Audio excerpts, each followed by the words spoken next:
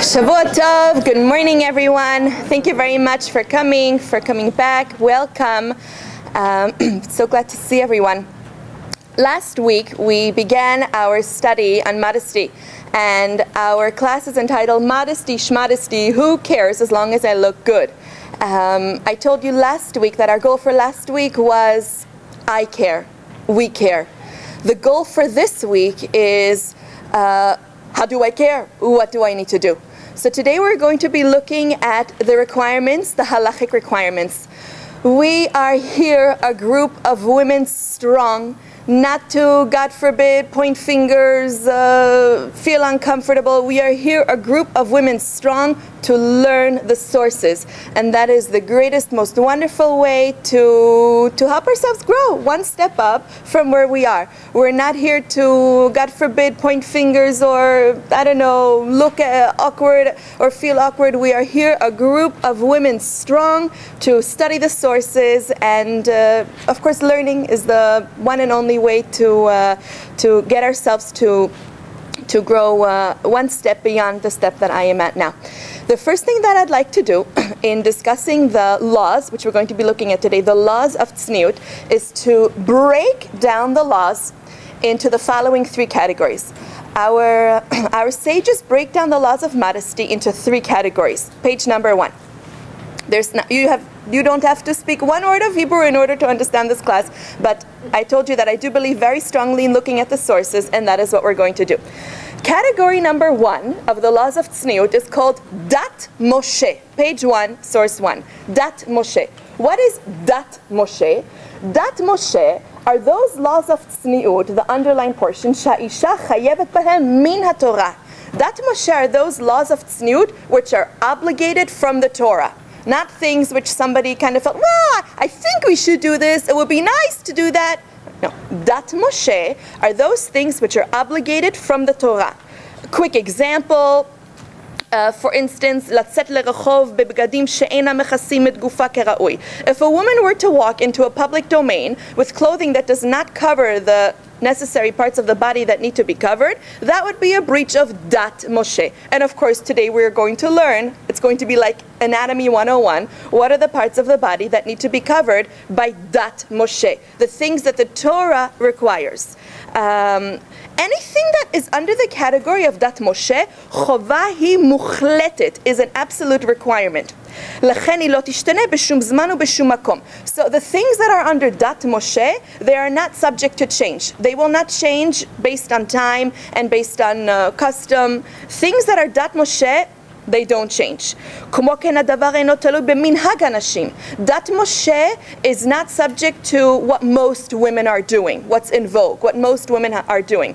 You can have a million women doing something, Dat Moshe still stands. Dat Moshe is not dependent on what everybody else is doing. Be'ofna, Dat Moshe is not dependent on fashion. Fashion could be offering something. Dat Moshe is not going to change based on fashion. V'gam lo birtzono shel haba'al. Even if the husband requests that a woman dress differently than what Dat Moshe requires, the husband's request does not play any role in Dat Moshe. Dat Moshe are those things, those laws of modesty which are stipulated. They are of Torah origin. About 99% of what we're going to talk about today is Dat Moshe. We're going to look at the requirements. There's something else. There's something called Dat Yehudit. That's the second paragraph. Dat Yehudit are those laws of modesty, כדי לגדור עצמן יותר ממה שאסרה תורה, which are above and beyond what the Torah requires. Nevertheless, גם מנהגים אלו הם חובה מוחלטת. The things which are Dat Yehudit are also obligatory. ואישה אינה מקפידה על דת יהודית, רשאי בעלה לגרשה ללא כתובה. And a woman who disregards Dat Moshe, the Gemara says in Masechet Ketubot, and we're going to be looking at the sources, based on these grounds, a husband is permitted to end the marriage if she's not willing to at all listen to any Dat Moshe, not willing to work with Dat Yehudit at all. He is permitted for this reason to to end the marriage, and he doesn't even have to pay the money that is stipulated in the ketubah. In other words, dat Yehudit, although it is above what the Torah requires, is nevertheless a requirement. Quick example, although the example that is given in this source has to do with hair covering, today's class will not touch upon hair covering, next class will. For instance, dat Moshe min haTorah asur leisha letzet lereshut harabim keshe'sa'ar rosha megule. According to dat Moshe, again, it's just a quick example. We're not going to do hair covering today. We will next time. A woman needs to have her hair covered in a public domain. Rabbanan, the rabbis, dat Yehudit, added something additional. Asura gam latzet af lemakom shelerov ein bo anashim. Even if a woman were to go into a space that is not populated by people, that is barely ever populated by people outside, nevertheless, even if she's going just for a quick moment, she should nevertheless also have her hair covered. That is an example of dat Yehudit. Ho'ilu mikol makom efshar shi'ere bnei adam. Because people might nevertheless walk by. But it is not a public domain, so it's not dat Moshe, it's dat Yehudit. So it's also an obligation, but it's not dat Moshe. The third category, minhag hamakom. What is minhag hamakom? יש דברים בצניעות לבוש האישה תלויים במנהג. There are certain things in a woman's mode of dress that are really dependent on the custom of that particular locale. לכן גם משתנים מדור לדור. And those things, they will change. They can change throughout the generations. וממקום למקום, and from one geographic location to the next, these things can change. Quick example, כיסוי פניה וידיה של האישה. The covering of the face and the covering of the palm of the hand. There used to be a time and there used to be a place where women covered their faces. The Rambam speaks about it. And women covered the palms of their hands. So did men. But this is not required by dat Moshe. This is not required by dat Yehudit. This is something that in this particular geographic location, at this particular point in time, women did. And that becomes minhag hamakom. And if one is going to reside there, then one should uphold that minhag hamakom. No, that's not required, but this is what is done. Now, in our day and age, where we live, women don't cover their faces and women don't cover their hands. It's not required by dat Moshe and is not required by dat Yehudit. But there is such a concept as minhag hamakom. There are certain communities that have certain standards of dress and of modest conduct, and then if you are part of that community, you're expected to uphold it. You can understand that it's minhag hamakom. It's not dat Moshe or dat Yehudit, but you are expected to uphold those things as long as rov hanashim shod b'to makom makpidot. As long as most women in that locale abide by this higher mode of conduct, you should abide by it as well. So those are things that are minhag hamakom. We will not be discussing minhag hamakom. We will be centering our talk on dat Moshe. What is required by the Torah? That is what we're going to start. So let's begin. Please turn to the next page. We're going to begin with the source. We're going to look at what it is that the Torah requires. And page 2 is an excerpt from the Gemara in Masechet Brachot. So we're talking oral Torah. We're going right to the source. The Gemara, this is oral law, in Masechet Brachot, page 24, Daf Chaf Dalet Amud Aleph, makes a list of those parts or those aspects of a woman's body which are considered erva. Erva means nakedness. There are certain aspects, certain parts of a woman's body that are considered erva. Dat Moshe, those things need to be covered. So let's take a look, and we're going to spend the rest of our talk today, most of the rest of our talk, delineating what those things are. Just the pieces that I boxed. Page 2. Tefach be'isha erva. Tefach is a measurement. A tefach is a measurement. A tefach measures, according to Ashkenazic authorities, about 3 inches. According to about 4 inches. According to Sephardic authorities, it's 3 inches. Basically a hand breadth. If you were to take your hand and go like this, a hand breadth, how broad your hand is, roughly, okay? So 3 inches for Sephardim and 4 inches for Ashkenazim. A tefach on a woman's body is considered nakedness. Now, we don't know what that means. We don't know what that means, but we're looking at the sources. This is going to be a very important piece for us. The next thing that I boxed is shok be'isha erva. The part of this, I told you this is going to be Anatomy 101. If you didn't take science in college, it's okay. You're going to learn it now. Shok be'isha erva. The part of the woman's body that's called shok. What is a shok? We don't know yet. But it's erva. Its nakedness has to be covered. Next, and of course we're going to learn it. The next piece that I boxed, kol be'isha erva. A woman's voice is considered erva.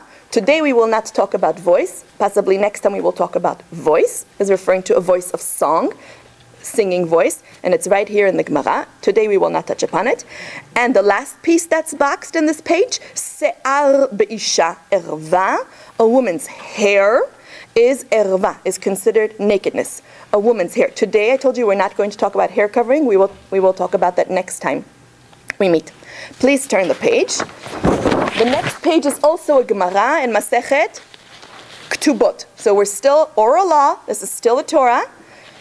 The Gemara in Masechet Ktubot adds another part of the body. The piece that's boxed. B'mar'a zro'oteha livnei adam. A woman who shows her zroa. What is a zroa? We don't know yet, unless you're looking at what I'm doing. A zroa is a part of the body that is also considered erva, and it needs to be covered. So far, what do we have? We have the shok, we have the zroa, and we have this tefach that needs to be covered. We also have the voice and the hair. I told you we're not doing voice and hair today. We're going to do that next time. Now we would like to start figuring out what are these parts of the woman's body that the Torah requires me to cover. So far we've looked at two sources. We looked at the Gemara in Masechet Brachot and the Gemara in Masechet Ktubot. This isn't anything anybody made up. These are midoraita sources. These are sources. This is oral law. This is Torah. Okay? Let's start figuring out what these different parts of the body are. Please turn to page 4.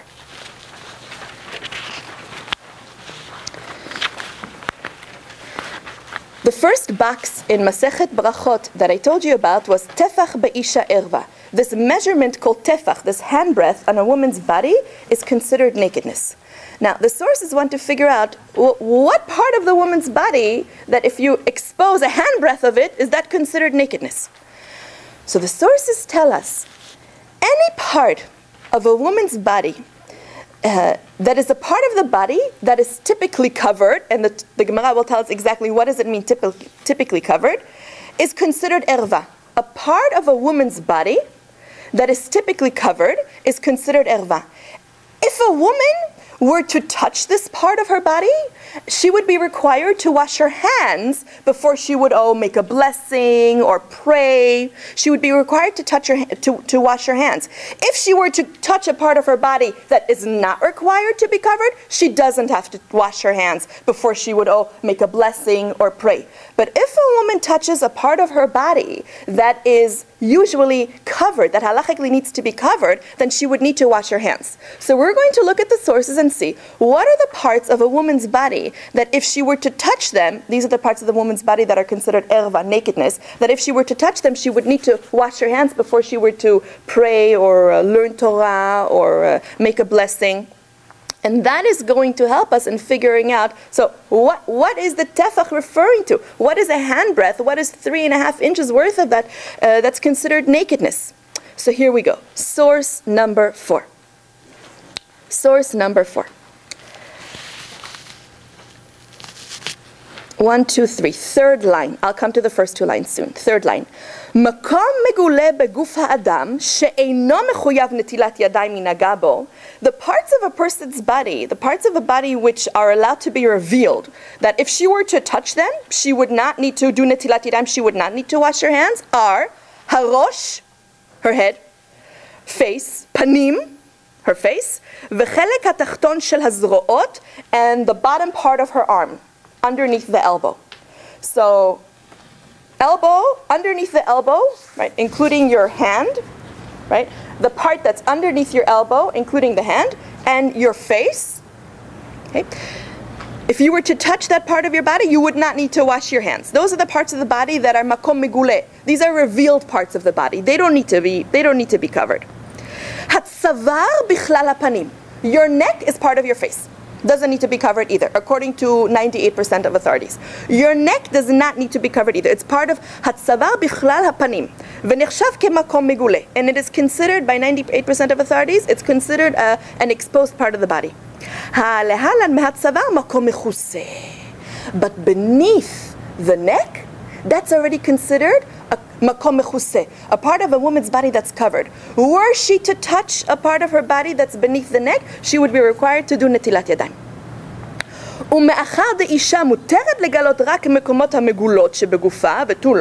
And because a woman is permitted to show her face, her hands, her neck, the part that's underneath the elbow, now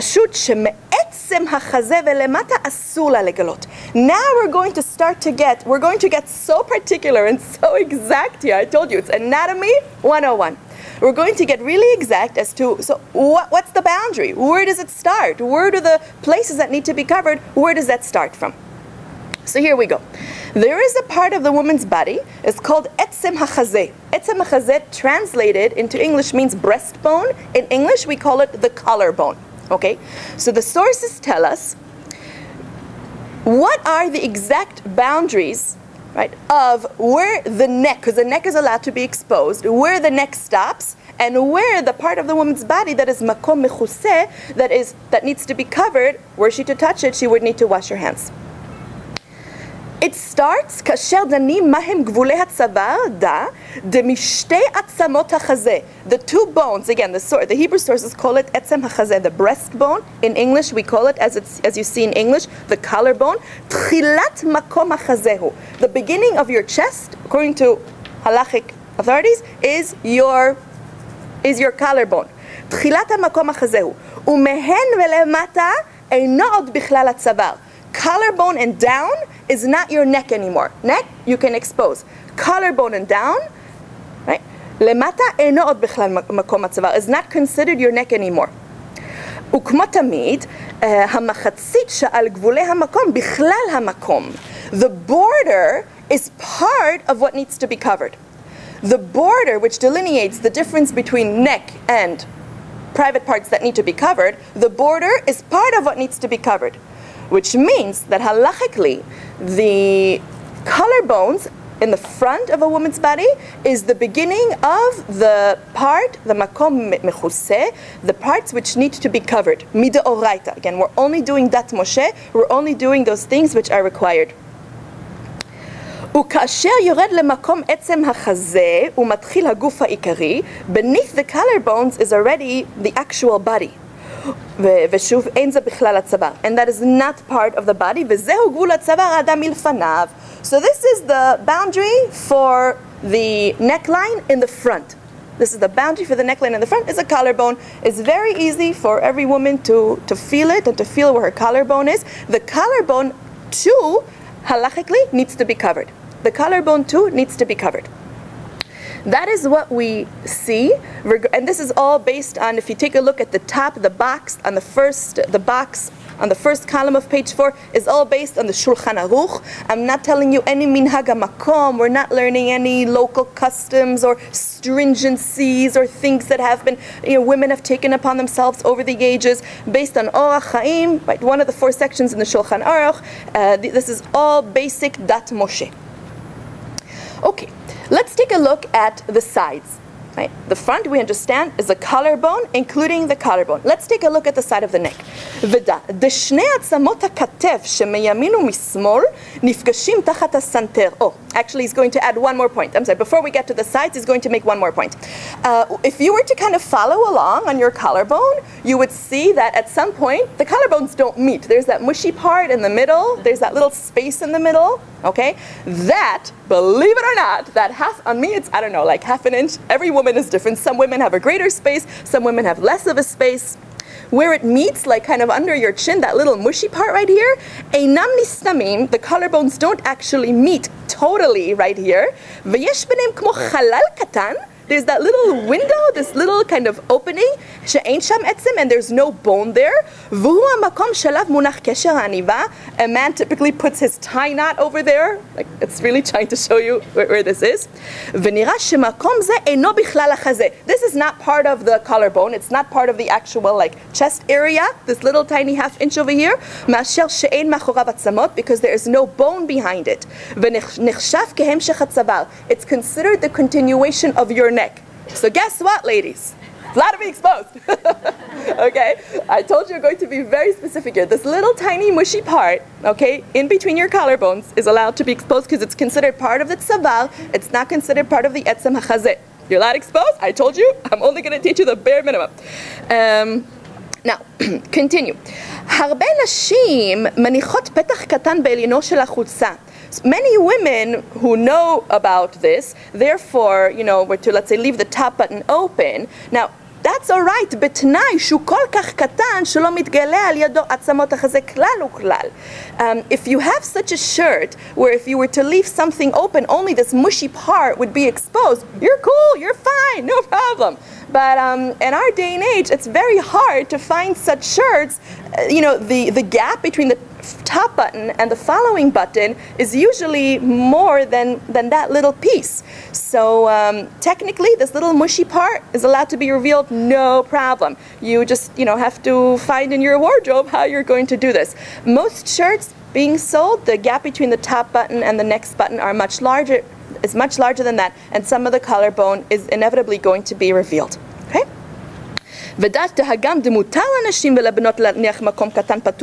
Women, girls are allowed to leave this little mushy part exposed. In our day and age, this is already written long ago, I guess in their day and age too, the space, the gap between the first button and the second button is usually much bigger, and that will already expose the etzem hachazeh, and that would be an issue. Okay, let's talk about the sides. נמצא שהבגד חייב, second column where it says side, page 4. ונמצא שהבגד חייב לחסות עד להצוואר, ומיד שנגמר הצוואר, כתפו.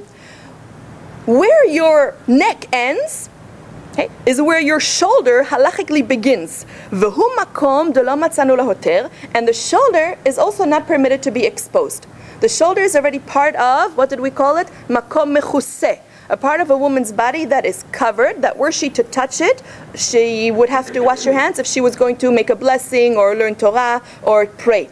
So the shoulder is part of what's called makom mechuseh. Now, there is a Gemara in Masechet Sotah where Rashi kind of gives us assistance in a completely different context, how to delineate exactly where the shoulder begins and where the neck stops. So Rashi there says, Tachshit, if you were to put on a necklace, hu kemin igul, sogeret ba'at hachaluka, if you were to put on a necklace, now Rashi says it in a completely different context, but the sources borrow that Rashi to help us out here. If you were to take a necklace and kind of put it on your neck, where your necklace sits is a pretty good indicator as to where your neck stops and your shoulder starts. So if you have a hard time kind of standing there you have to stand with a ruler, right? But where your necklace sits, if you were to put on a necklace, your necklace knows best, is where your neck stops and your shoulder begins. Umakifet grona minat stadim, where the necklace circulates your neck. Okay, that is what Rashi says. הרי דנקת רש"י בפשטות שסגירת החלוק צריך להיות באופן שהבגד מקיף את הגרון. So whatever a woman were to wear, now he says it in a particular context over there, her upper garment would need to circulate and cover her shoulders so that her neck would be covered, just like if she were to put on a necklace where her necklace sits from that point. ולא שעליונו של הבגד מרחוק כמו טפח או חצי טפח מהגרון, and not that the neckline should be moved away from the neck. I think today they call this a boat neck, is that right? So you're covered here and you're even covered here, but on the sides the shoulder is exposed. So halachically, when the neck ends, the shoulders begin, and the shoulders are part of the parts that need to be covered. Okay. What about the back? What about the back? So we have measurements there as well. where does my neck end in the back, and where does my back begin? Now, a back is a part of a woman's body. Makom mechuse is a part of a woman's body that is covered, that were she to touch a part of her back, she would be required to do netilat yadayim if she were to learn something. So where does it start in the back? Oh, I'm sorry. One more line about the shoulder. Once you start getting more horizontal than vertical, you're already doing shoulder. Once you start, in other words, if the necklace thing isn't helping you out, and if you're really mathematical, once you start to get more horizontal than vertical, you're already in the domain of shoulder. Okay? Okay. Let's talk about the back for a moment. From the first vertebrae of your spinal cord. I told you we're going to do Anatomy 101. If you missed out on it in high school, you're doing it now. If you were to kind of bend over your head forward, yes, you can all do it. You're not on camera, I'm on camera. If you were to all bend over your head forward, you would feel this like large bone kind of jutting out in the back. Okay, there you go. You just touched on it.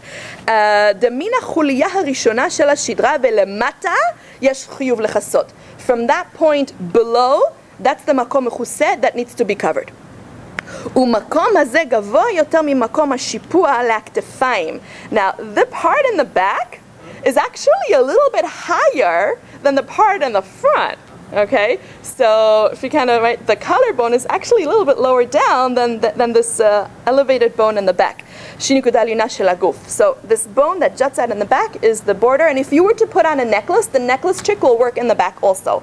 If you were to put on a necklace, where your necklace comfortably sits is a really, really good way of figuring out where this place starts. Wonderful. So we have looked at the sources for neckline, collarbone, first vertebrae, and over here, where it's more vertical, more horizontal than vertical, we've taken a look at neckline.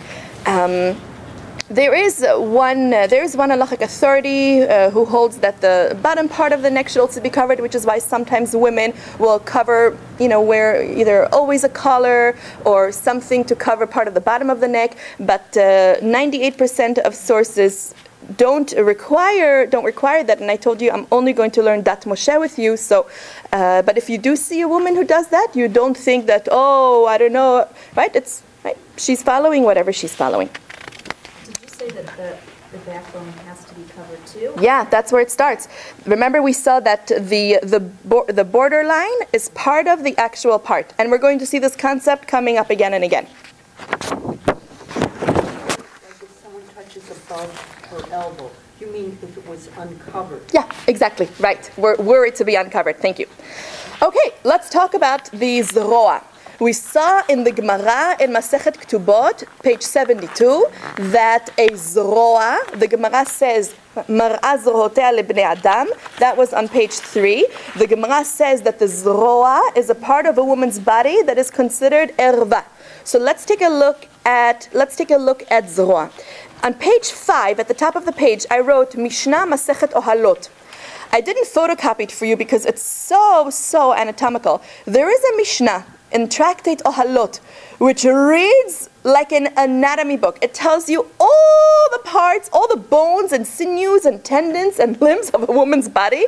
It is so technical. But I want to impress upon you that the Gemara, the Mishnah in Tractate Ohalot, literally goes through every limb of the woman's body so that we really know what the delineations are of what needs to be covered. So the zroa, let's talk about the zroa.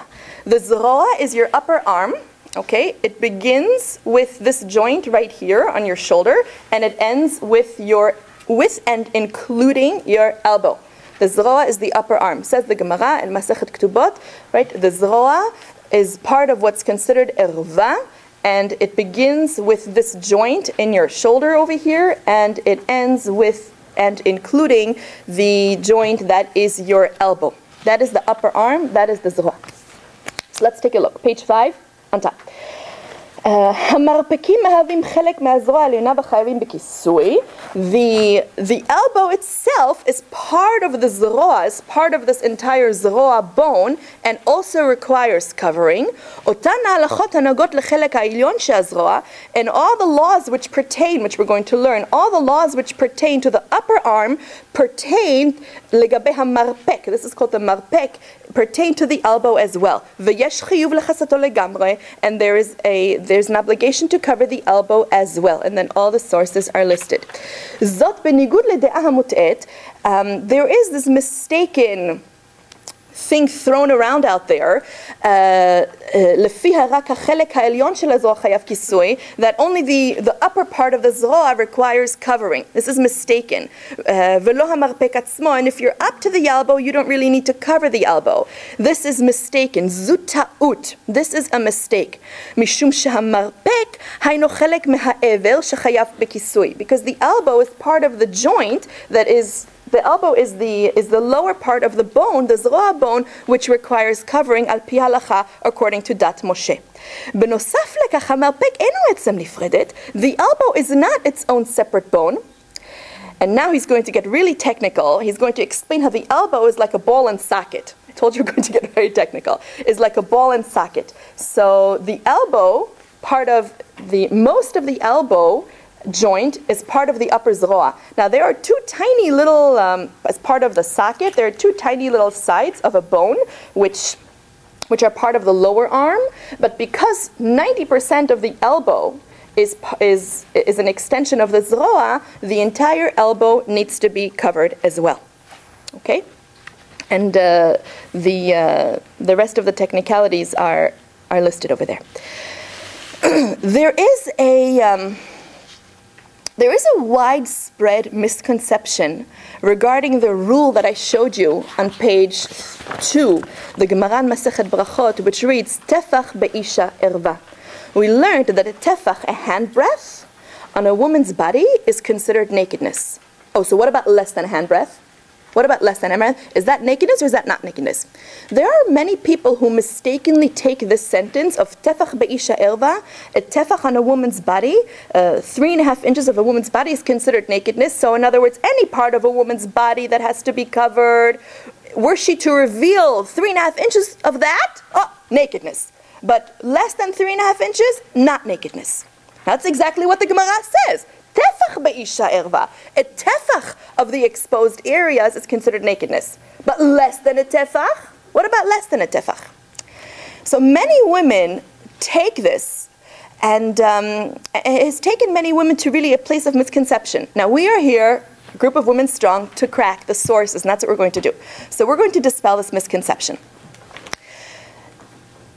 The Gemara in Masechet Brachot, which states the rule, Tefach be'isha erva, a handbreadth on a woman's body is considered nakedness, is talking in a particular context. If I may bother you to turn back to page 2. There are two words that I circled. What are the two words on page 2 in the Gemara that I circled? There are two things. One says be'ishto, page 2. And the next piece says l'kriyat shma. See, it says kufshin l'kriyat shma. The context in the Gemara in Masechet Brachot is as follows. If a man were to be saying the prayer of the Shema, and he's sitting next to his wife because they were just having tea and coffee and cake, and he's, oh, honey, yes, dear, it's time for Shema. You go ahead and do your Shema. I'll do my thing. Great. He's about to say Shema. Now, the rule is, says the Gemara in Masechet Brachot, that a man cannot recite the Shema in front of a part of a woman's body which needs to be covered.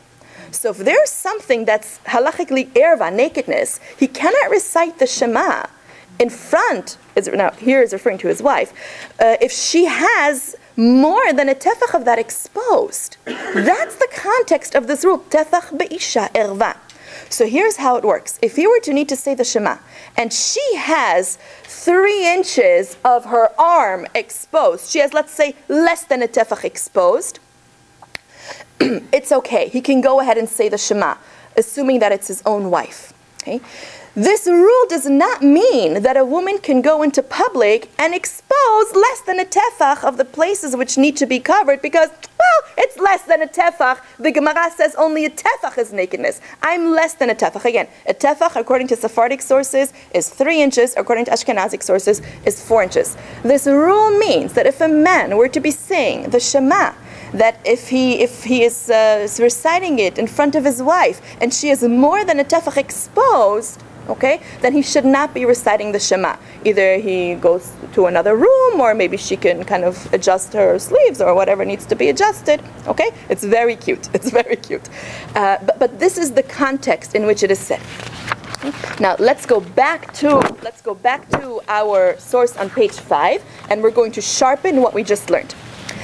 Page 5. אנשים רבים ששמעו על המושג טפח באישה ערווה, many people who have heard of this concept, a tefach on a woman's body is considered nakedness, הסיקו מכך, they concluded, בטעות, mistakenly, כי מותר להשאיר פחות מטפח מגולה, that I'm allowed to leave less than a tefach exposed, because after all, only a tefach is nakedness, less than a tefach is not nakedness. This is the mistake. B'makom hachayav kisui. They think that you can leave less than a tefach exposed on those things which need to be covered. So if we learned that a zroa is up to and including your elbow, mistakenly a woman can say, well, if I expose less than a tefach, I'm allowed. Mistake. A woman who will say, okay, so we just learned up to and including the collarbone, so if I expose less than a tefach, I'm fine. Mistake. We just learned that the neck can be revealed, but once you start getting more horizontal than vertical, that's shoulder, that's makom mechuseh, gotta be covered. A woman may mistakenly say, oh, I got less than a tefach, I'm within 3.5 inches, I'm fine. Mistake. And we're going to learn about shok as well. So why does the Gemara say tefach be'isha erva? The Gemara is talking about a specific situation. It's talking about her husband who happens to having tea and cake with her, and he wants to say Shema, and she's got a tefach exposed, and he can't say Shema. But if she has less than a tefach exposed, fine. I'm going to take question. So if she's has her sleeve rolled up a little bit and it's within a tefach and he's saying Shema, fine. But it's only talking about her husband who's saying Shema. It's not talking about anything else.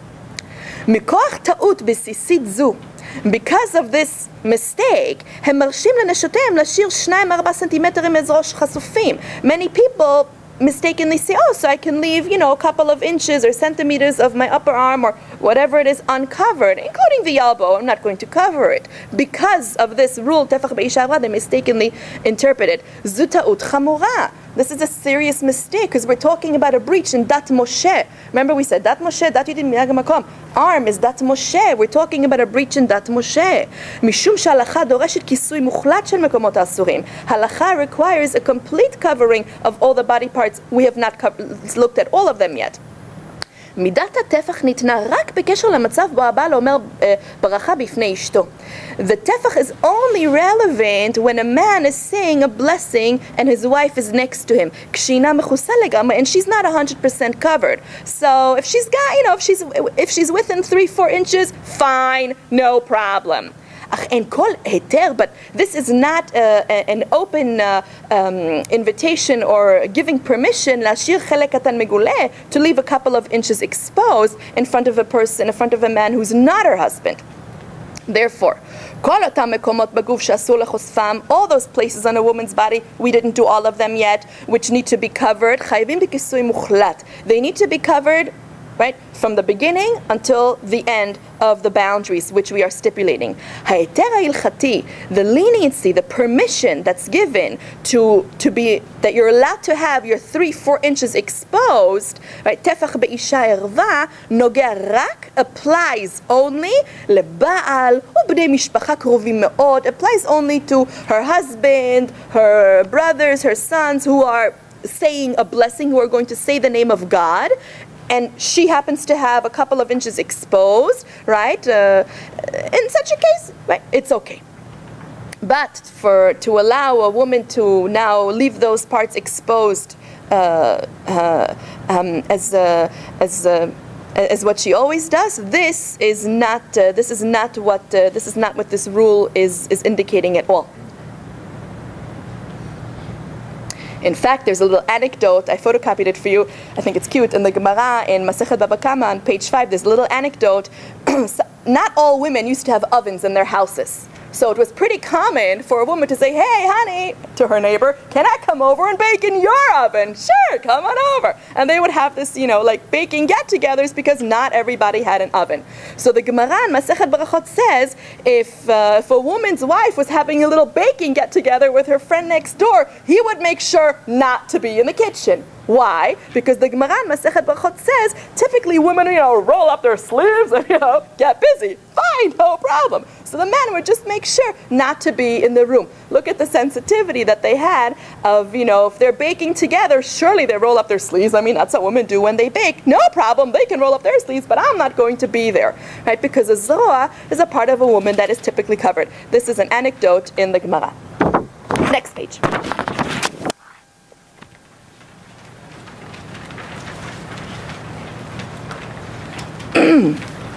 There's one more part of the body listed in the Gemara in Masechet Berachot, shok. Remember the shok? Shok be'isha erva. What is considered a shok? Okay, so let's see. We started with our collarbones, shoulders, in the back, right? We're going down the body, the torso of a woman's body, including her chest and her private parts, front and back, and her midriff, her tummy in the front, and the back of her tummy in the back. These are all considered makom mechuseh, part of a woman's body which the average woman covers. And were she to touch any of them, she would have to wash her hands before she were to pray. So right now, anything below the collarbone, which is already the chest area, okay, in the back, right, which is the back, which means no dresses that are sweeping in the back, even though they're all covered in the front, which means the bottom of your top has to reach the top of your bottom, right, and this cute little thing of leaving our tummies exposed for those girls who have such tummies that are slim enough that they can leave exposed is a problem. It is erva. It is 100% hardcore erva, nakedness, and it is required by halakha to be covered.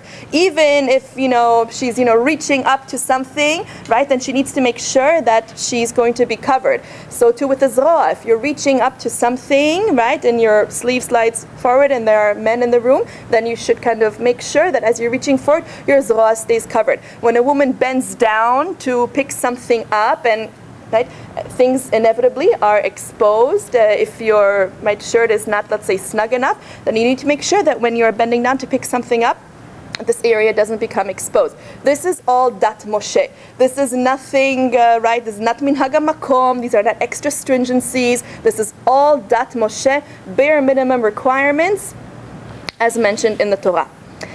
Okay, so we've covered the top of the body and the torso. Okay, let's talk about the shok. What is our shok? Shok. Your shok is from your hip up to and including your knee. That's your shok. It's your thigh. Okay?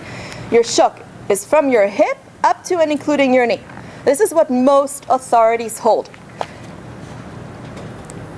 There are authorities who also hold, actually I shouldn't say most, I shouldn't say most. There are authorities who hold that the shok is from the hip up to and including your knee. There are authorities who hold that the shok is not just your thigh, it's your entire leg. It's from the hip up to and including your ankle. Okay? So there are authorities who hold both. We're going to focus our discussion on the upper thigh. Okay, we're going to focus our discussion on the upper thigh, the hip up to and including the knee. The Gemara, as we have seen on page 2, the Gemara in Masechet Berachot, not some women somewhere on the planet, the Gemara, we're talking Dat Moshe, this is from the Torah. The Gemara in Masechet Berachot says, Shok be'isha erva, a woman's thigh is considered nakedness. Page 6, Kol isha onera chayevet lechasot et hachelek ha'elyon shel ragla.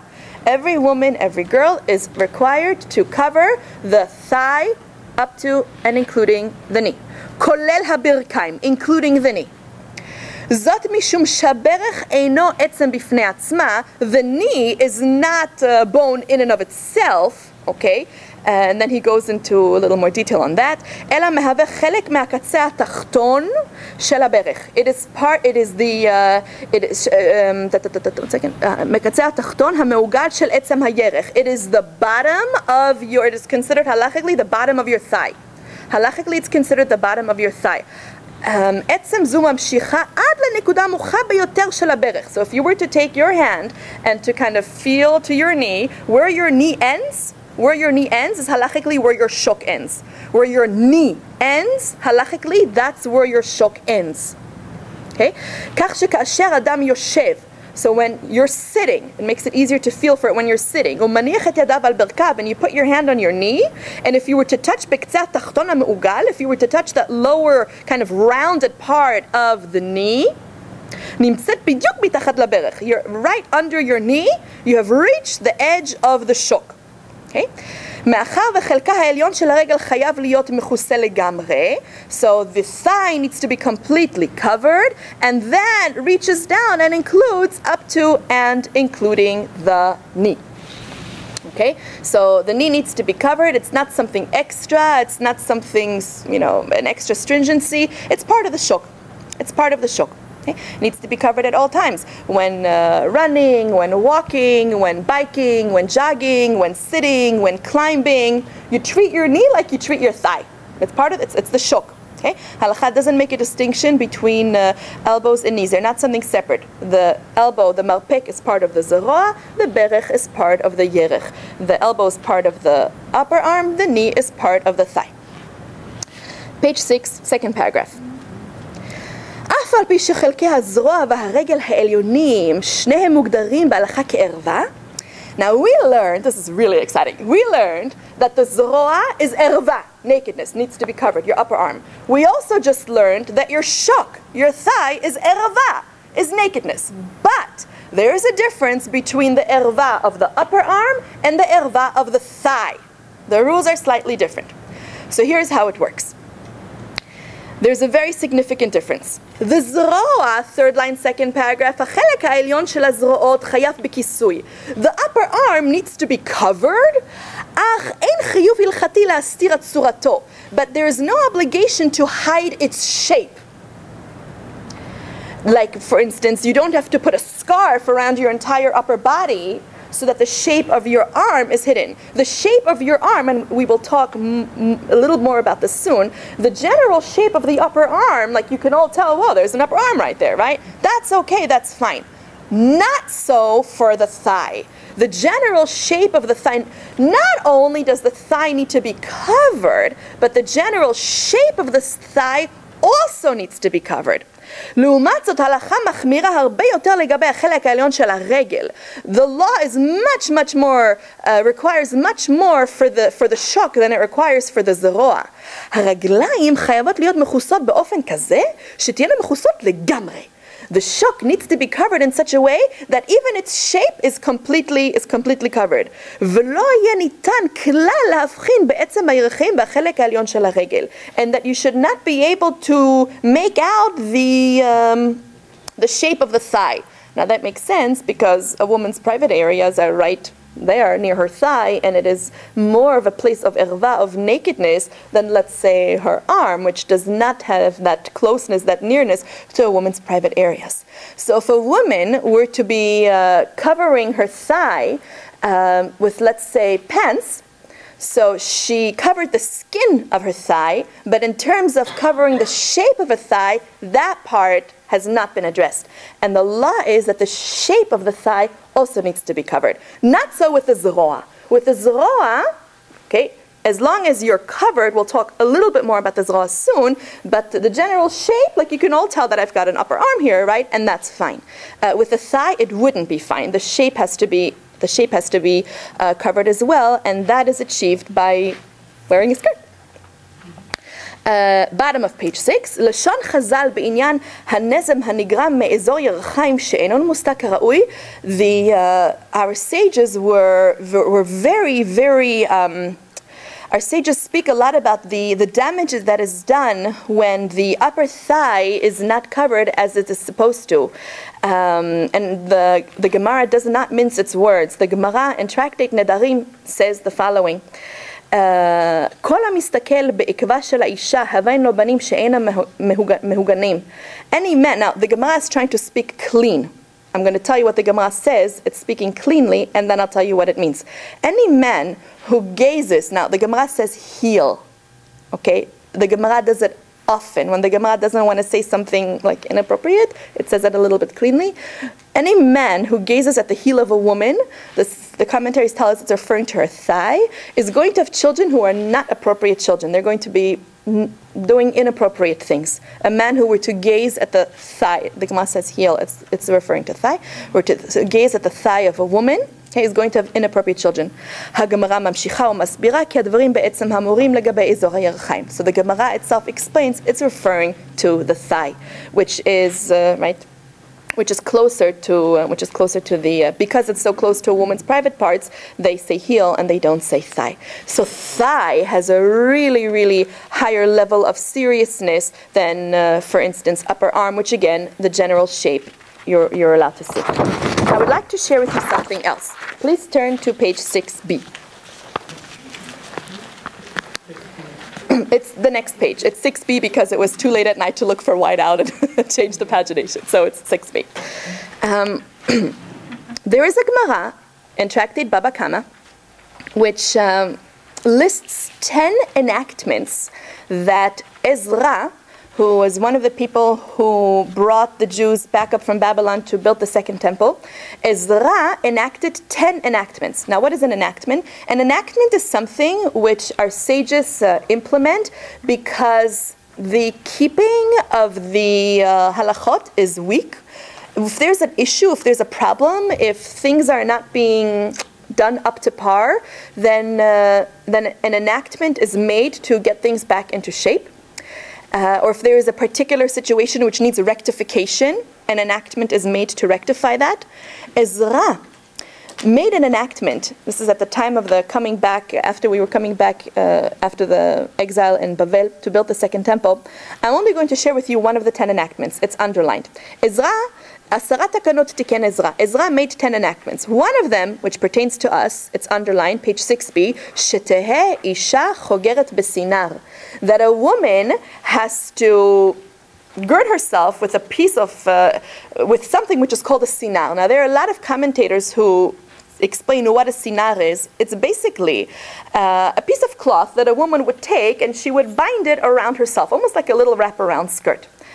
Now, why? Why did he enact this? Why did, no matter what she was wearing, she would have to take a sinar. I know in modern Hebrew, I think sinar is an apron. But here it's referring to a piece of cloth that she would take and she would have to wrap around herself. Why? Take a look 15 lines down to where, underlined on the bottom, Shetei isha chogeret b'sinar mishum tzniuta. Mishum tzniuta, for modesty purposes. Apparently, in the generation of Ezra, there was a drop in modesty. And women were not dressing as they were supposed to be dressing. So to rectify the situation, Ezra said, all right, we got to get things back into shape. And at least that's one reason this was enacted. And a woman was then required to wear a sinar on top of whatever she was wearing. Now today, right, a takana doesn't apply for all generations. Today, we don't go around wearing a sinar. Anybody wearing a sinar? No, right? We don't have to go around wearing a sinar. But because there was a problem with this in Ezra's generation, he made this takana that a woman should wear a sinar. Now, the Meiri, which I wrote in my own handwriting right under the text of the Gemara, explains what was the breach of modesty. What were they breaching? What was the breach of modesty which required this sinar? Says the Meiri, shelo yira'u shipulei me'eha, which is a nice way of saying, so that the split of her legs, the point of a woman's body where her legs split, okay, should not be visible, which is apparently what was happening in the days of Ezra. Women would walk in such a way where, and if you're not wearing a skirt, it's very evident where your legs split, right? And this was a problem. This was a problem. So Ezra enacted, no matter what you're wearing, you got to wear the sinar so that we preserve modesty. This is also one of the sources, aside from the source which I just looked at with you a moment ago, this is also one of the sources for why Jewish women don't wear pants, why Jewish women are required to wear a skirt. Not just that the actual thigh is covered, but the actual shape of the thigh is covered, so that the shipulei me'ah, the area where her legs split, that needs to be covered as well.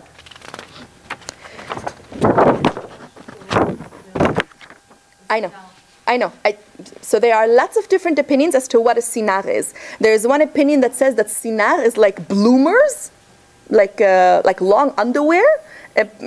before the days of underwear, okay, women kind of wore their robe or skirt and didn't necessarily have something underneath. So there is one opinion that says that she would have to wear like bloomers. There is another opinion which says that sinar is almost like a skirt underneath her skirt, so that in the house, or a skirt above her skirt, so that in her house when she's kind of doing her housework and she's lifting up her skirts so that they don't get dirty, her pretty skirt doesn't get dirty, she has like another skirt underneath which could get dirty. So that when you lift up your skirts, you have something else that's under. There's lots of different opinions. And this is what I'm focusing on. But you're right. Okay, please turn the page. So far, just to quickly recap, we have seen on a woman's body, right, torso, front, back, thigh, up to and including the knee, zroa, up to and including the elbow. Okay, so in terms of the things that need to be covered, and we've also seen that the level of erva, zroa is erva, shok is erva, but zroa, right, the shape, the general shape is allowed to be evident, not so with the shok. The general shape of the shok is not allowed to be evident, that needs to be covered. In the same vein, continuing on the shok, I'd like to continue to speak about two more issues which need to be spoken about. Namely see-through clothing and tight clothing. So let's take a look at the sources. See-through clothing, page 7. See-through clothing, page 7. The halacha is clear. The halacha is clear. The zroa, the upper body, the back of the body, the shok needs to be covered. Now, if you're covering it with something that's see-through, you haven't achieved the purpose. It goes without saying. But because fashion is such that these things become available, so we have to make note of it. Really, we shouldn't have to make note of it because we just looked at what the sources are. The sources tell us that these parts of the body need to be covered, and it's understood that if it's see-through, it's not considered covered. But nevertheless, we're going to mention it. The Ben Ish Chai in his work Chukei Nashim writes, Asur L'Isha, it's just one of many sources. I picked this one in particular. It's one of many sources. We're stating the obvious. Asur L'Isha L'Ilbosh Malbush Dak Asher Yira'eh Darko HaLevush HaPnimi. A woman is not allowed to wear something that is see-through to the point where, let's say, not even her skin is evident, but her Levush HaPnimi, her private inner garments, okay, that her private inner garments are seen through that. Okay, that's also a problem. This should be something that's considered not dignified for a woman, that a part of her bra strap is sticking out, or that I could see where, the outline of her underwear or something. This is not something dignified for a Jewish woman. So see-through doesn't just mean sheer, but see-through also means if I can make out the inner garment of what you are wearing, that is also a breach of modesty. Okay. Clothing which therefore is very light in color is manageable depending on what you're wearing underneath it. If you're wearing something purple underneath and you're wearing something white on top, it's not really going to work because I could see the inner garments. But if you're wearing something that could work under the white and then you have white on top, so then you could work, right? Doesn't mean that clothing that's light in color can't work. It can work, but you have to work it in such a way where the inner garments, let alone the skin, but that the inner garments are not visible, or that I cannot make out the outline of your inner garments, because that is considered something not dignified for a Jewish woman. And last class, we spoke about why and what. The next piece, tight clothing. Tight clothing. So let's take a look. אסור ששמלות וחולצות תהיינה צמודות. לבישת חולצת או שמלות הדוקות. Wearing a shirt or wearing a dress or wearing a skirt which is haduk, which is attached to the body, which is attached, it's tight on the body, almost like spray painted to the body. Hamadgishat et plag haguf ha'elyon, that emphasizes all the areas of, let's say, the upper part of a woman's body, for example. Menugad leklal hatzniut. This is against the laws of modesty. We just said that there's a difference between zroa and between shok, right? Remember we said that the general outline of the zroa is allowed to be revealed, but, and I told you I'm going to touch upon it again, I'm touching upon it right here, a skin-tight shirt, like spray painted on, okay, where not just the general outline of the zroa, but it's like spray painted on, it's skin-tight, that would be an issue. that would be an issue too. So too for the upper body. A shirt that is skin tight, where the shape of a woman's entire torso or upper body is revealed, skin tight clothing is a problem, because the upper body, which is the part of the body that has to be covered, doesn't just have to be covered, not just the skin has to be covered, but the general shape of a woman's body, right, needs to be covered.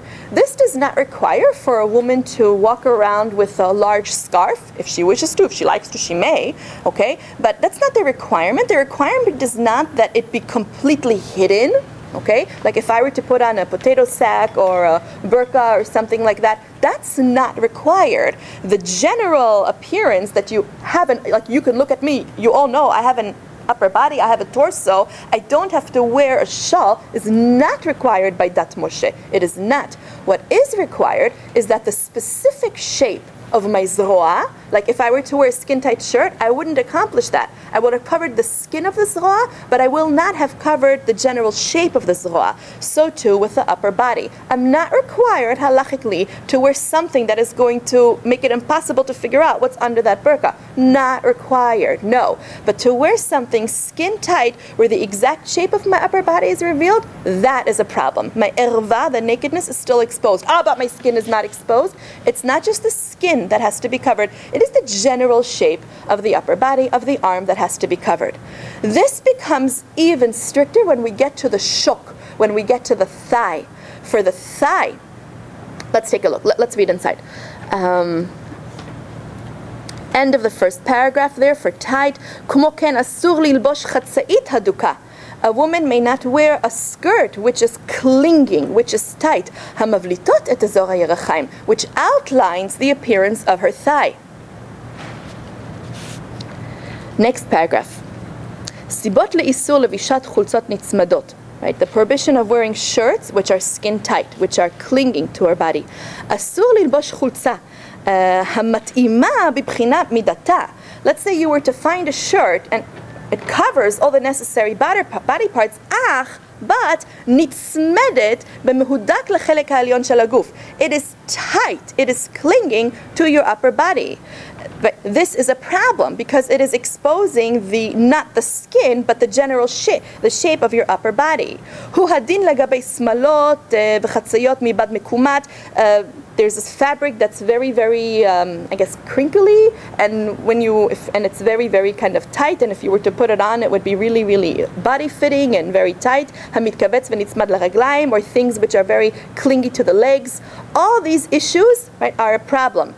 Not just because they expose all the body parts, the specific shape of the body parts, but also that they expose the inner garments of a woman. They make evident, right, the outline of the inner garments of a woman, which is already breaching on an inner point of modesty. This particular piece that I'm going to read with you next is written by somebody who is living in our modern day and age, and I think it's a point well made. Sometimes when we purchase things, we purchase them because that's what's available. There is this pretty recent phenomena, I don't know, maybe 10 years old, of a very nice, let's say, three-piece suit, which is really, really beautiful and very, very respectable, with a skirt and a kind of like a half top, and you wear something underneath. Or this phenomena of, let's say wearing a dress that doesn't have a top, and you put something on underneath, which could be very nice and very beautiful. The issue is when I have to wear a skin-tight shirt underneath to kind of fill out the rest of the place. So the skirt is great, the top is wonderful. The issue is the skin-tight shirt underneath. Again, we said the zroa needs to be covered, and the general shape needs to be covered. My upper body needs to be covered, and the general shape of my upper body should be covered with something not skin-tight, but with something that has a little bit extra material there. When I wear something that is skin-tight, I run into a halachic problem. And if I then, put something little over, so again, your zroa is still exposed and your upper torso is still exposed in terms of the skin tightness. So halachically we are learning today, and I want to share with you, as I was preparing for this class, for the past week, staying up to the wee hours of the morning, there's a lot I learned. There's a lot I learned. Just like when I learned the laws of Shabbat, I say, oh my gosh, I didn't know that. There's a lot I learned. The first sentence that I said when we began this class, and I'm going to repeat it again, we are here today, a group of women strong, to learn the laws of tzniut. We are not here to feel awkward or to feel weird or to, I don't know, point fingers or, God forbid, anything strange like that. We are here, a group of women strong, who on a Sunday morning came to learn the laws of tzniut. How amazing is that? How wonderful is that? We are learning the bare minimum requirement of what is required, midah halacha, not to, God forbid, feel awkward or feel strange, but just like when we learn any area of halacha. Anytime I learn, even though I've been, keeping Sukkot for many years, I learn and I didn't know that. How come you didn't know? I didn't know. Now I learn. Now I know. So we are here to feel empowered. I always tell my students when I learn this topic of Jewish law with them, we are here so that we have the sources at our fingertips. So when I am ready to move a step forward in my observance of Jewish law, I will know what's required. But if I don't know what's required, I can't move forward. If I know what's required, as I have the sources at my fingertips, here we are, we've got the sources at our fingertips. We know what's required. We know the level of requirement. We've looked at the different parts of a woman's body. Great, you got the sources at your fingertips. When I'm ready to move forward in my level of observance, because after all, what are we here for in life if not to move forward, right? When I'm ready to move forward, I'll have the sources at my fingertips. I'll know exactly what to do, what I have to worry about, what I don't have to worry about, and it's very empowering. It's very, very empowering. Okay. Okay. So we've spoken about see-through. We've spoken about tight. The tight is an especially greater issue for the shok, for the thigh, just like it was for the covering. The tightness is especially an issue for the thighs. So recently there's been this great phenomena out there called a pencil skirt. Now there are all kinds of pencil skirts, but sometimes I tell my students in school, pencil skirts are for pencils, right? They are for pencils who are like shaped like this. A woman's body is not a pencil, wasn't meant to be a pencil, it's never going to be a pencil. You're a beautiful woman, you're not a pencil. Sometimes these skirts, they are so tight and they are so spray painted onto the human body. Again, we are not here, God forbid, to cast judgment. We are looking at the halakha, and we see that according to the Gemara in Masechet Brachot, page 24, the shok is considered a part of the woman's body that is erva. We also learned that the shok doesn't just need to be covered, but the general shape of the shok needs to be covered, unlike the zroa. The zroa, you can have a little more of an understanding of what the general shape is, although the zroa should not be skin tight either. So too with the upper body. You can have a general understanding of what's there, but it cannot be skin tight. Okay, especially severe is the area of the shok, where a skirt that is skin tight is not abiding by the requirement in the Gemara in Masechet. It's hard. We're all women, and when we stand in front of the mirror to get dressed in the morning, it's hard. A couple of things I'd like to share with you. In Morocco, please come with me. In Morocco, in the city of Rabat, there is a grave of a young girl, about 15 years old. She died when she was 15 years old. Today, I know somebody who was there a couple of years ago. There are people who flock to her gravesite to pray. And there are stories of people who have come in wheelchairs and who get up and walk afterwards. Like, people go to pray at the kever of the Ari HaKadosh and who go to pray at the kever of Rachel Imenu. People go to pray at her gravesite. Who is this Sulika? Many of you know the story, but I'm going to tell the story anyway. Her name is Sulika. She was a young Jewish Moroccan girl, teenager, living in the city of Rabat. She got into an argument with her mom, as many adolescents do, on Sunday mornings. I don't know if it was a Sunday morning, but she got into a fight with her mom, and whatever it was about, who knows. And her mother said, Sulika, I can't be in the same room with you right now. Go! Where should I go? I don't know, go! So in the days before you had malls where you can go to hang out until you quiet down, until you cool down a little bit, where's she going to go? She goes out, and she goes into the courtyard, which is neighboring her own house. And she went to her neighbor's courtyard. Her neighboring courtyard was the courtyard that was attached to the mansion of the sheikh, like the mayor, okay, the Arab Muslim mayor of the area. And she didn't go to hang out with the mayor. She went to hang out with the women, the servants. Right? Lots of action going on there in the mansion. She went to hang out with them in the kitchen. Okay, she's talking to them, hanging out with them. Couple of hours, the sun is starting to go down. And, it's time to come home. The mother sends for Sulika, come on, we'll have some tea and chalva and everything will be okay. Before Sulika leaves, the sheikh walks by the kitchen. He sees Sulika, a young, beautiful Moroccan girl. He says, Sulika, you marry me. She says, oh. He says, Sulika, you marry me. I have 80 wives in the harem. You be wife number 81. She says, oh. He says, Sulika, you convert and you marry me. Now, Sulika wants to go home. So she kind of wanted to brush him off. She says, okay. And she quickly wants to make a run.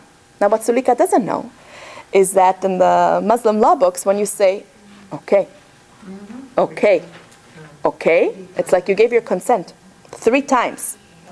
Now, of course, this sheikh has anti-Semitic inclinations, and what he's about to say to Sulika, he's doing not because he really wants to marry her, but because he wants to kind of cut her at the throat. He says, Sulika, you made a vow according to our law books. It's okay. She probably didn't say okay. She said it in whatever, right? She was saying it in Moroccan, like yes, kind of like yeah. You said it 3 times. Tomorrow is the wedding. You're going to convert and you're going to marry me. And if you're going to refuse, then I'm going to kill you. Now, you can imagine that the entire town was very taken by this decree, and that they all were reading Tehillim, and they were all crying their eyes out so that this terrible decree should not befall a Jewish girl. Apparently, she was also visited by one of the rabbinic leaders of the time, who said to her, under the circumstance, kind of like Queen Esther, you're allowed to do certain things. Sulika, you don't have to allow yourself to be killed. She said to this halachic authority, I'm not like Queen Esther. I'm not like Queen Esther. Here, everybody knows. By Queen Esther, it was very, very different. She said, don't compare me to Queen Esther. It was a completely different story. She said, I'm going to take my fate. Whatever my fate is, I'm going to take it. But I'm not going to convert. I was born a Jewish girl. I'm going to die a Jewish girl. The following morning, all the cries and all the tears didn't help. Sulika understood this was a decree from heaven. There's nothing that's going to be done about it.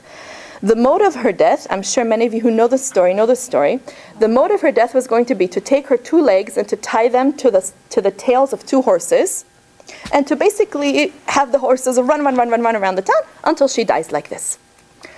The sheikh, before they were about, and of course everybody came, it was like a whole coliseum, everybody came, all of town was there, everybody was going to watch how Sulika, the Jewish girl, was going to die because she wasn't going to convert to marry the sheikh. As they're about to tie her 2 legs to these tails of 2 horses, the sheikh says, Sulika, one last wish, what do you want? People ask for shawarma, falafel, shish kebab. She says, really, one last wish? He said, yeah, one last wish. She said, I have a wish. What, Sulika? Tell me. If you say yes right now, we're just going to skip this whole mess, and everything is I'm going to pretend that it never happened. Amnesty. You're going to marry me. Just tell me what you want. Tell me, I'll do it. She said, I want something. What do you want? 10 pins. Sulika, your hair looks fine. You're ready to die. I want 10 pins. Somebody get her 10 pins. Crazy Jewish girls. Somebody goes to get her 10 pins. Sulika takes, like needles, okay, like sewing pins, yeah? She takes 5 pins. She takes the garment that she was wearing, and she takes 5 pins, and she sticks them into the thigh so that her skirt, here's a Jewish girl, they're going to tie her legs to 2 tails of horses, her skirt is going to go flying, right? And everything is going to be revealed. So she said, I was born a modest girl, I'm going to die a modest girl, I'm going to expose myself in front of the whole world. What's the best way to get my skirt to stay down? I'm going to make it stay down. And so, prick, prick, prick, prick. Already the blood started to ooze before she started taking her around and around. She takes the next set of 5 pins and she goes to her next thigh. Prick, prick, prick, a couple up front, a couple in the back. And like this, right, with the blood already slowly starting to trickle down her thigh, she was taken around the city with the horses and she died. She died. That's how she died. And she's buried over there. And today people flock to her grave. Why am I telling you this story? I want to tell you a PS to the story. I'm not a prophet. I'm not the daughter of a prophet. I'm not even God's secretary. Although if there was a job opening, I might apply for it. But one thing I can tell you. Today, you and we're never going to be posed with the threat of, we're going to take your legs and tie them to, nobody's going to take your legs and tie them to the tails of horses. It ain't going to happen. It's not going to happen.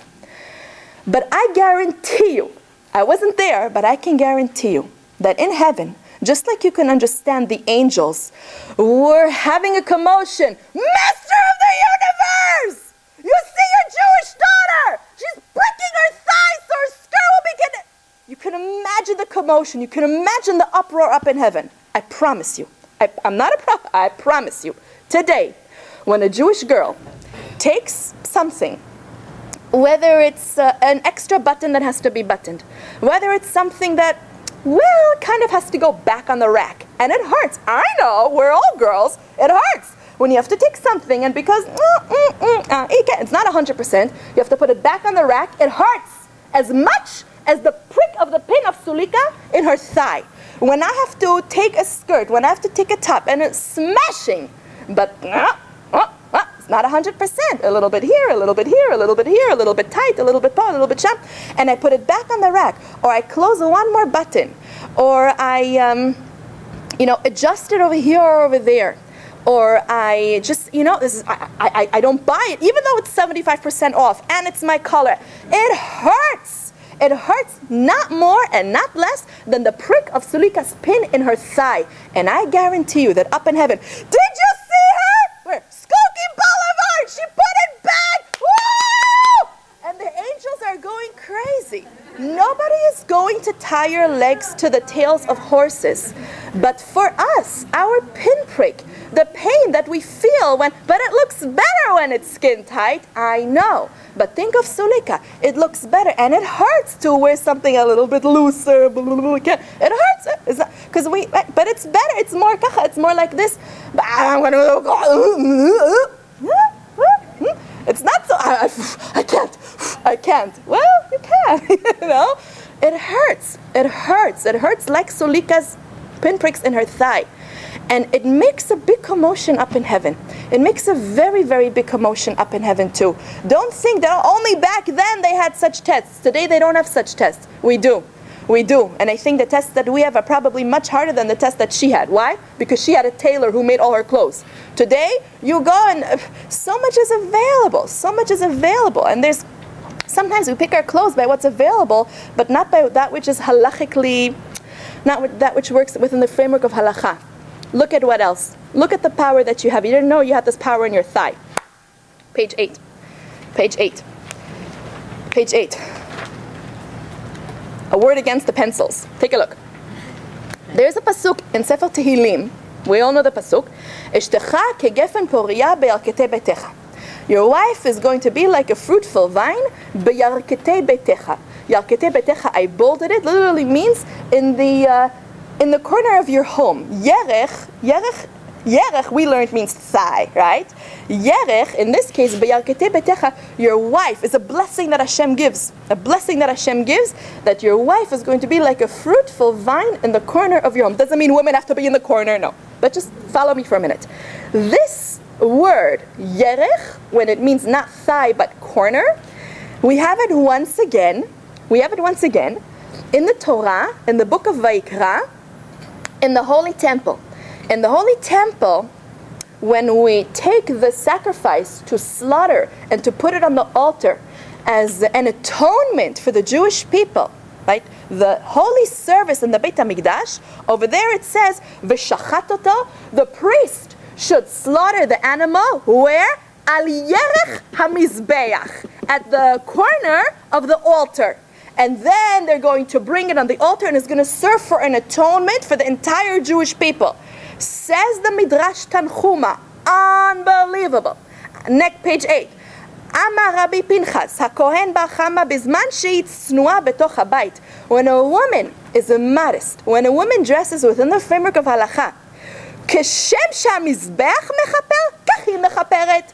Just like the altar in the holy temple atoned for the entire Jewish people, she can atone for the entire Jewish people. Ladies, you are a walking altar.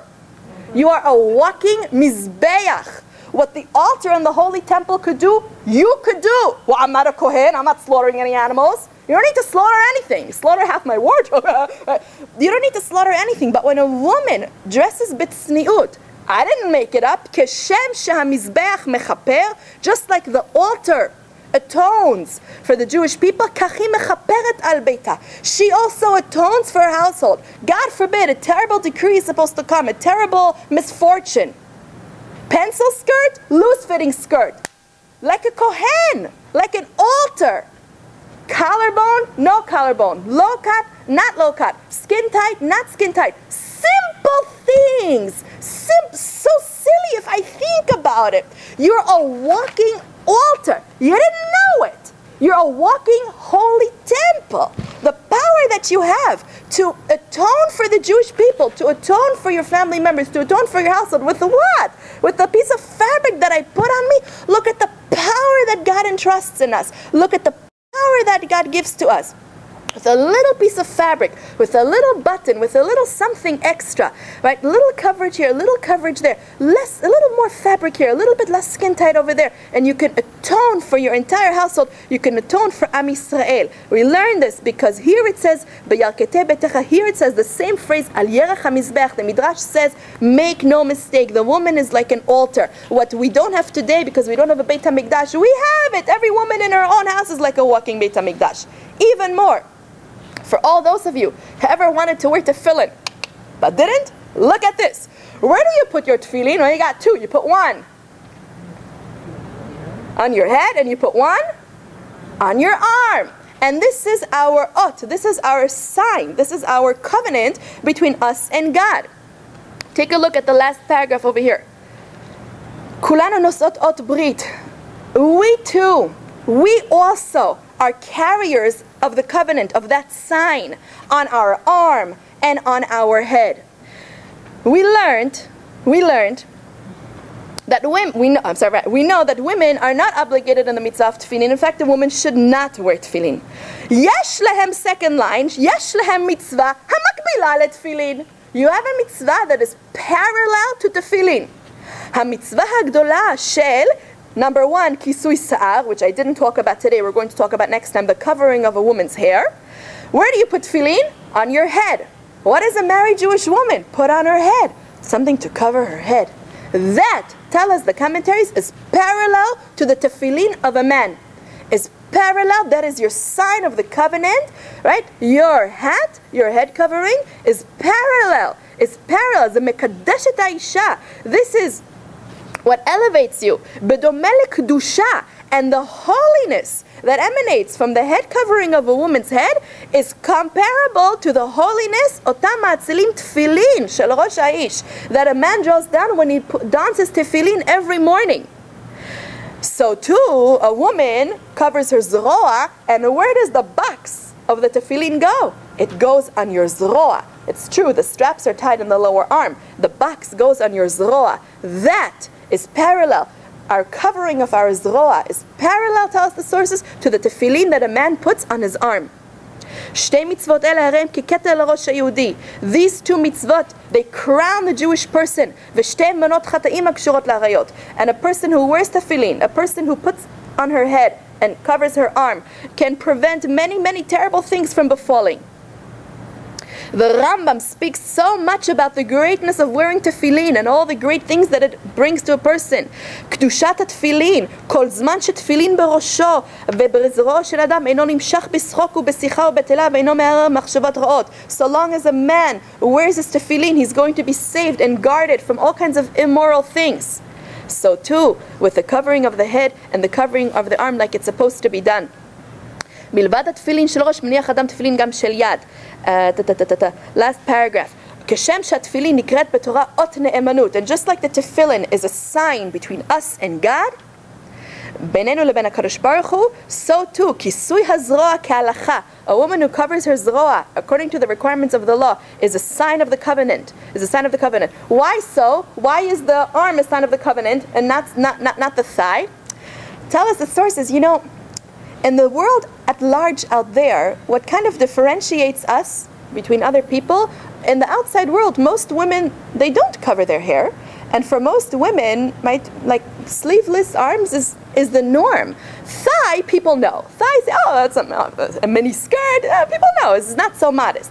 But arms and head, that really makes us distinct. That's like our special sign. That's our special emblem. That's our special sign between God. So much so that you didn't even know it. But it's like you're wearing tefillin.